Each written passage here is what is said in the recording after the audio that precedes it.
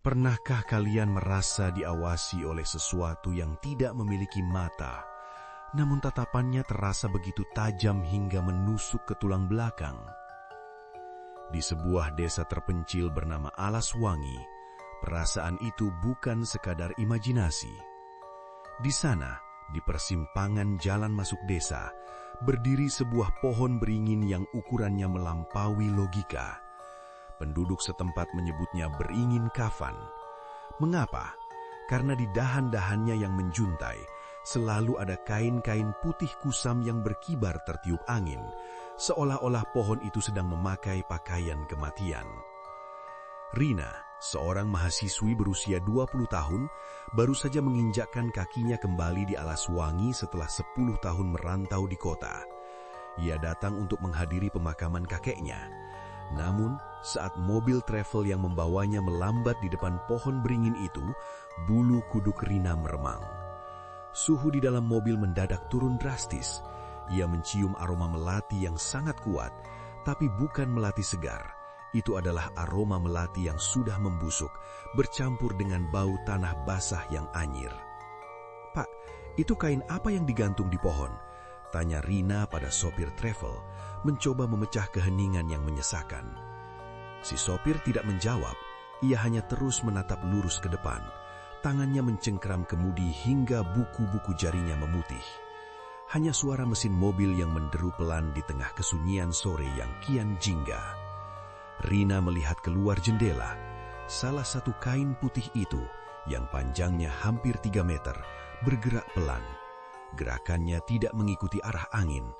Kain itu melambai ke arah Rina, seolah-olah ada tangan tak kasat mata di dalamnya yang sedang memanggilnya pulang. Sesampainya di rumah duka, suasana tidak jauh berbeda. Wajah-wajah pelayat tampak pucat dan penuh rahasia. Mbah Darmo, sesepuh desa, mendekati Rina saat ia sedang duduk di teras. "Rina, jangan pernah menoleh kalau mendengar suara kain terseret di belakangmu. Dan yang paling penting, jangan pernah menyentuh apapun yang jatuh dari pohon beringin itu," bisik Mbah Darmo dengan suara parau yang bergetar. Rina hanya mengangguk, meski hatinya dipenuhi ribuan pertanyaan retoris. Mengapa orang-orang di sini begitu takut pada sebuah pohon? Bukankah beringin di kota-kota besar hanya dianggap sebagai peneduh jalan? Malam pertama di desa, Rina tidak bisa tidur. Kamarnya menghadap langsung ke arah jalanan desa yang sepi. Di kejauhan, siluet beringin tafan terlihat seperti raksasa hitam yang sedang membungkuk. Tiba-tiba, suara itu terdengar. Srek, srek, srek. Suara kain yang diseret di atas tanah berkerikil. Rina mematung. Ia teringat peringatan Mbah Darmo, tapi rasa penasaran adalah kutukan bagi mereka yang berjiwa muda.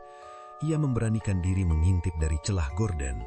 Di bawah sinar bulan yang pucat, Rina melihat sesuatu yang membuat jantungnya seakan berhenti berdetak. Di tengah jalan, sesosok kain putih panjang sedang bergerak. Sosok itu tidak berjalan, melainkan melayang rendah, menyeret ujung kainnya yang kotor. Dan sosok itu menuju ke arah rumahnya. Rina segera menutup gorden dan bersembunyi di bawah selimut. Bau melati busuk itu kembali hadir.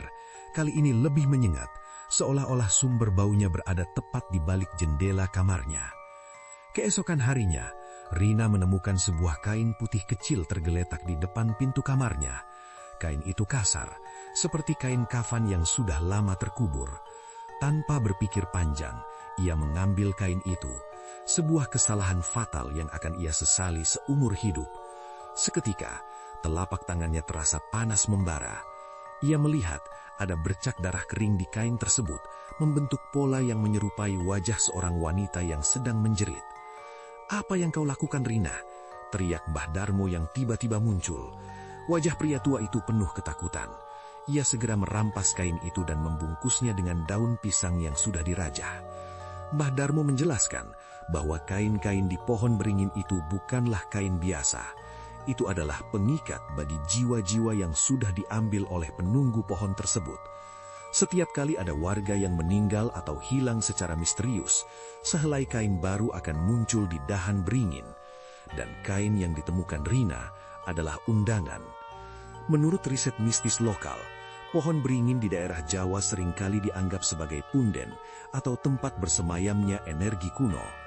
Namun, beringin kafan di Alas Wangi berbeda.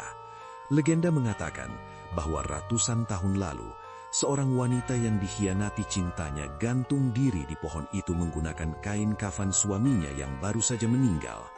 Sejak saat itu, pohon tersebut haus akan pengakuan dan nyawa. Ia tidak hanya menjadi rumah bagi jin, tapi menjadi penjara bagi ruh-ruh yang terjebak dalam dendam wanita tersebut. Rina mulai merasakan perubahan pada dirinya. Kulitnya menjadi pucat pasi, dan ia selalu merasa kedinginan meski di bawah terik matahari. Yang paling mengerikan, setiap kali ia bercermin, ia tidak melihat pantulan dirinya sendiri. Ia melihat sesosok wanita dengan leher yang patah, terbungkus kain putih, berdiri tepat di belakangnya. Suara kepakan kain kini selalu mengikuti langkahnya. Flap, flap, flap. Malam terakhir sebelum Rina berencana kabur dari desa, Rina terbangun oleh suara bisikan yang sangat lembut di telinganya. Kembalikan, kembalikan milikku. Rina seperti terhipnotis. Kakinya melangkah keluar rumah tanpa ia sadari. Ia berjalan menembus kegelapan malam menuju ke arah persimpangan desa. Angin malam berhembus kencang, membawa aroma kematian yang tak terbantahkan. Di depan beringin kafan, Rina melihat pemandangan yang mengerikan. Ratusan kain putih yang tergantung di sana kini semuanya melambai-lambai dengan liar. Akar-akar gantung pohon itu bergerak seperti tentakel, menjuntai ke bawah mencari mangsa.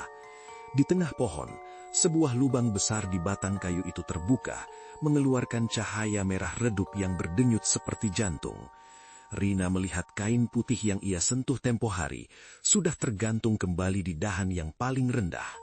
Tiba-tiba, akar gantung pohon itu melilit pergelangan kaki Rina. Ia mencoba berteriak, tapi suaranya hilang, seolah-olah udara di dalam paru-parunya telah disedot keluar. Ia ditarik mendekat ke batang kayu yang kasar. Saat wajahnya nyaris menyentuh kulit kayu yang berlumut, ia melihat wajah-wajah orang yang hilang di desa itu, tercepit di antara celah-celah kayu. Mata mereka terbuka lebar, penuh dengan penderitaan abadi. Pernahkah kalian berpikir, kemana perginya orang-orang yang hilang tanpa jejak di hutan atau desa tua? Bisik suara wanita dari dalam pohon. Rina merasakan kain putih mulai membungkus tubuhnya, dari ujung kaki hingga ke leher. Dingin, sangat dingin. Kain itu terasa seperti kulit manusia yang lembab dan licin.